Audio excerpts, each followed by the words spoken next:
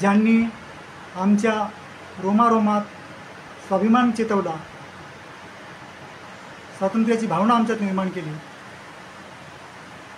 ज्यांच्या राजकारभारात सर्व जाती समाजांना एकच न्याय होता, ज्यांनी कायम महिलांचा सन्मान केला, असे रयतेचे राजे छत्रपती शिवराय, सामाजिक क्रांतीचे अग्रदूत,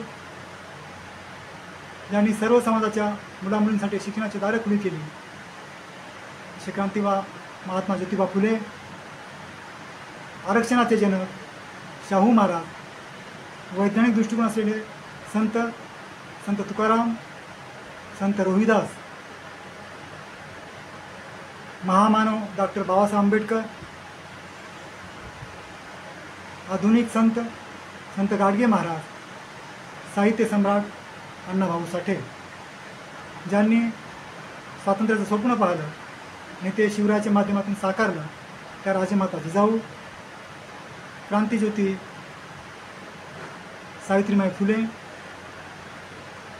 त्यागमूर्ती रमाई आंबेडकर, मुक्ता साळवे, एकूणच तमाम पुरोगामी पर्यटनवादी विचारधारेचे सर्व महामानव, महानायक, महानायिका यांना प्रथम अभिवादन करतो, त्यांचं स्मरण करतो. व्याड येथील माझ्या तमाम बांधवांनो, मित्रांनो,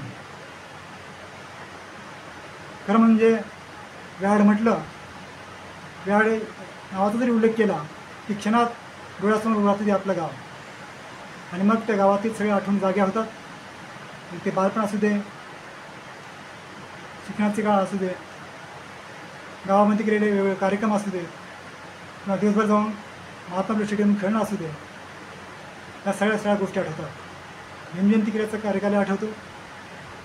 समावेश सगळे मित्र, सगळ्या समाजाचे मित्र जे अजूनही संपर्कात आहेत, सगळे आठवतात, आणि सर्व जुन्या आठवणी पुन्हा कायम आहे तशा जाग्या होतात.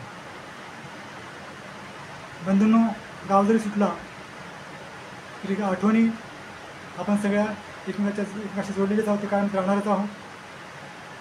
आपल्या सगळ्याची संवाद साधण्याचं प्रयोजन एवढंच की आपण सगळ्याच्या वतीनं आपण सर्वजण मिळून एक मोठं प्रोजेक्ट हाती घेतलेला आहे, आणि आपण मोठी मिशन म्हणून एक ते काम करत आहोत. एक मोठी मोहीम आपण करत आहोत, ती म्हणजे आपल्या गावचे, आपल्या सगळ्यांसाठी आदरस्थान असलेले आपले प्रेरणास्रोत, ज्यांनी गावगाड्यात, गाव विकासात आणि गावाच्या भल्यासाठी 50 वर्ष म्हणजे 5 दशकं या गावाची सेवा केली, गावाचं नाव लौकिक वाढवला, समाजामधील अंतर मिटवण्याचं काम केलं, गावाच्या भल्यासाठी अनेक निर्णय घेतले, वेळप्रसंगी 2 पावलं मागे येऊन निर्णय घेतले, आणि गावाचं नाव लौकिक कसं वाढेल हा कायम प्रयत्न केला.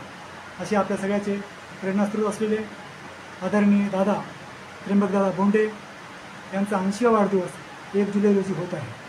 त्याचं औचित्य साधून आपण आपल्या सर्वांच्या वतीने आपण सर्वजण मिळून त्यांचा जीवनकार्याचा गौरव म्हणून त्यांचा गौरव करत आहोत, नागरी सन्मान करत आहोत. हा नागरी सन्मान हा संपूर्ण व्याडच्या वतीने असणार आहे. मग व्याडमध्ये तिथे वास्तव्य असणारे सगळेजण तर असतीलच, पण गावचे म्हणून जे कोणी महाराष्ट्रभर असतील, देशात असतील, देशाच्या बाहेर असतील, त्या सगळ्याच्या वतीनं आता दादांचा मोठा सन्मान आपण करत आहोत.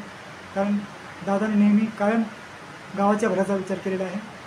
आज वयानुसार ते थोडेसे सक्रिय नाहीत, परंतु आपल्या सगळ्याची जबाबदारी आहे की आपण ज्या व्यक्तिमत्वाने एवढा मोठा गावाचा विकास साधला, गावाचं नाव लौकिक वाढवला, आणि तुम्हा आम्हा सगळ्यांना कायम शिक्षणासाठी प्रेरित केलं, सगळ्यांना मदत केली, गरिबाचे सोबती झाले, आणि शिक्षणासाठी आपण सगळ्यांना त्यांनी आग्रह केला.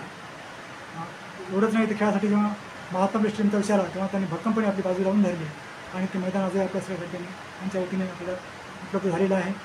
शिक्षणासाठी जो त्यांचा नेहमी पुढाकार होता, त्याचे आपण हे अशा गोष्टी कसल्या ज्ञात आहे, आणि म्हणून आपण सर्व मिळून त्यांचा मोठा नागरी सन्मान करत आहोत 1 जुलै रोजी.